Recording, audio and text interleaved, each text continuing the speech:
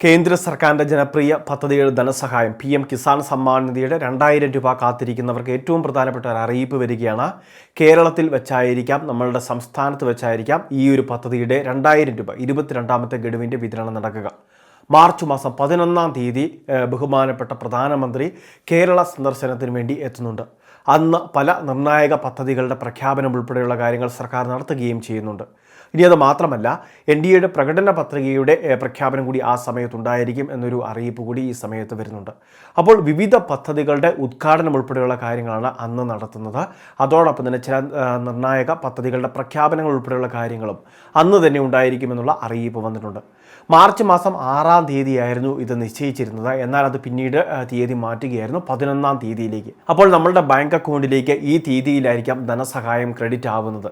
അതായത് രാജ്യമെമ്പാടുമുള്ള കർഷകർക്ക് ഈ ധനസഹായം വിതരണം ചെയ്യുന്നത് കേരളത്തിൽ വെച്ചുള്ള ഒരു പദ്ധതി, അതായത് ആ രീതിയിലായിരിക്കും എന്നൊരു കാര്യമാണ് നിലവിൽ നമുക്ക് ലഭിക്കുന്നത്. ഔദ്യോഗിക സ്ഥിരീകരണം വന്നിട്ടില്ല എങ്കിൽ പോലും മാർച്ച് മാസം ആദ്യ ആഴ്ചകളിൽ തന്നെ ഉണ്ടായിരിക്കുമെന്ന് മുൻപ് തന്നെ അറിയിപ്പുകളുണ്ടായിരുന്നു. അപ്പോൾ ഏകദേശം വെച്ച് നോക്കുകയാണെങ്കിൽ നമ്മുടെ കേരളത്തിൽ വെച്ച് തന്നെയായിരിക്കാം പദ്ധതിയുടെ ഉദ്ഘാടനം നടത്തപ്പെടുക. ഇനി ഈ ധനസഹായം നിലവിൽ മാർച്ച് മാസം വരെ, അതായത് ഈ ഒരു കാലയളവുള്ളൂ.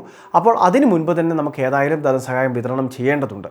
അതുകൊണ്ട് തന്നെ അവസാന മാസമായ മാർച്ച് മാസം തന്നെ നമുക്ക് ഈ ആനുകൂല്യം ലഭിക്കും. പക്ഷേ നമ്മളുടെ ഭാഗത്ത് നിന്ന് ഇലക്ട്രോണിക് KYC, അതോടൊപ്പം തന്നെ land seeding, Aadhaar bank account seeding, ഈ 3 കാര്യങ്ങൾ ശരിയായിട്ടുണ്ടാവണം. കൃത്യമായിട്ട് നമുക്കിത് സ്റ്റാറ്റസ് പരിശോധിക്കാൻ സാധിക്കും. PM കിസാൻ്റെ വെബ്സൈറ്റിൽ ആദ്യം കാണുന്ന ഓപ്ഷൻ തന്നെ ഇത്തരമുള്ള ഓപ്ഷനാണ്, നോ യുവർ സ്റ്റാറ്റസ് എന്ന് പറയുന്ന പ്രത്യേക സംവിധാനം. അതിൽ ക്ലിക്ക് ചെയ്ത് നമുക്ക് നമ്മളുടെ രജിസ്ട്രേഷൻ നമ്പർ അറിയത്തില്ല എങ്കിൽ ആധാർ അധിഷ്ഠിത OTP സംവിധാനത്തിലൂടെയൊക്കെ നമുക്ക് രജിസ്ട്രേഷൻ നമ്പർ ആദ്യം കണ്ടെത്തുന്നു. അതിനുശേഷം ആ രജിസ്ട്രേഷൻ നമ്പർ ഉപയോഗിച്ച് സ്റ്റാറ്റസ് പരിശോധിക്കുന്നു. അത് പരിശോധിക്കുമ്പോൾ തന്നെ അതിൻ്റെ എല്ലാ വിവരങ്ങളും നമുക്ക് കാണാൻ സാധിക്കും. നമ്മൾ സമർപ്പിച്ചിട്ടുള്ള അപേക്ഷയിൽ നമ്മൾ കൊടുത്തിട്ടുള്ള എല്ലാ വിവരങ്ങളുടെയും അടിസ്ഥാനത്തിൽ ഇത് എല്ലാ കാര്യങ്ങളും ശരിയായിട്ടുണ്ടോ, ഇനി എന്തെങ്കിലും കാര്യങ്ങൾ പ്രശ്നമുണ്ടോ, അതെല്ലാം തന്നെ കൃത്യമായിട്ട് ഇതിലൂടെ മനസ്സിലാക്കാൻ സാധിക്കും. അപ്പോൾ തീർച്ചയായിട്ടും കർഷകർ എന്തെങ്കിലുമൊക്കെ സംശയങ്ങളുണ്ടെങ്കിൽ, ഏതെങ്കിലുമൊക്കെ ഗഡു മുടങ്ങിയിട്ടുണ്ടെങ്കിൽ എങ്കിൽ മാത്രം നിങ്ങൾക്ക് ഈ രീതിയിൽ സ്റ്റാറ്റസ് ഒന്ന് പരിശോധിച്ച് കാരണം കണ്ടെത്തുക. ഇനി മറ്റ് തടസ്സങ്ങളില്ല, 21 ഗഡുവും മുടങ്ങാതെ ലഭിച്ചെങ്കിൽ ഈ പ്രാവശ്യവും യാതൊരു തടസ്സവും കൂടാതെ നമ്മുടെ ബാങ്ക് അക്കൗണ്ടിലേക്ക് ഈ തുക ക്രെഡിറ്റ് ആവുന്നതായിരിക്കും. 2000 രൂപയാണ് നമുക്ക് ഈ പ്രാവശ്യവും ക്രെഡിറ്റ് ആവുന്നത്. തുകയിൽ വർധനവോ മറ്റു കാര്യങ്ങളോ ഒന്നും ഏർപ്പെടുത്തിയിട്ടില്ല. പ്രതിവർഷം 6000 രൂപ തന്നെയാണ് പദ്ധതിയിൽ ഇപ്പോഴും തുടർന്നുകൊണ്ടിരിക്കുന്നത്. 21 ഇൻസ്റ്റാൾമെൻറ്റിലൂടെ 42,000 രൂപയോളം കേന്ദ്ര സർക്കാർ ഇതുവരെ വിതരണം ചെയ്തു. അടുത്തത് 22ാമത്തെ ഇൻസ്റ്റാൾമെൻറ്റാണ്. അപ്പോൾ ഈ വളരെ പ്രധാനപ്പെട്ട അറിയിപ്പ് തീർച്ചയായിട്ടും എല്ലാവരും ഒന്ന് ശ്രദ്ധിക്കുക.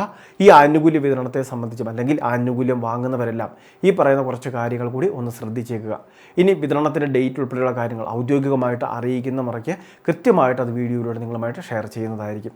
അപ്പോൾ കർഷകർ സ്റ്റാറ്റസൊക്കെ ഒന്ന് പരിശോധിച്ച് ഈ കാര്യങ്ങൾ എന്തെങ്കിലുമൊക്കെ പ്രശ്നങ്ങളുണ്ടോ എന്ന് തീർച്ചയായിട്ടും ഒന്ന് കണ്ടെത്തുകയും ചെയ്യേണ്ടതാണ്.